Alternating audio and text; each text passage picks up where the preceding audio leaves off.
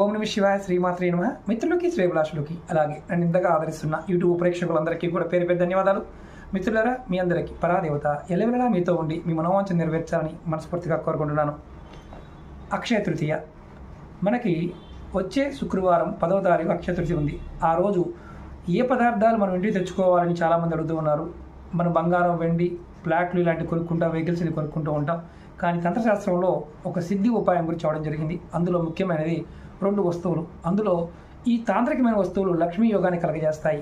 మనం అంతకుముందు వీడియోలో కూడా చెప్పుకున్నాం. అందులో మొదటి వస్తువు హతాజోడి. ఇది ఒరిజినల్ హతాజోడి. మనం హతాజోడిని ఇంట్లో పెట్టుకోవచ్చు. అలాగే రెండవది సముద్రపు మొక్క, సీకోరల్ ప్లాంట్, ఇంద్రజాల్. ఈ 2 మొక్కలను కనుక మనం ఈ పండగ సమయంలో మన దగ్గర ఉన్న పూజ చేయడం, లేదా లేకపోతే మనం తీసుకొని మన ఇంట్లో పెట్టుకొని లక్ష్మీదేవిని ఆరాధించడం వల్ల విశేషమైన ఫలితం కలుగుతుంది. ఈ ఎవరైనా సరే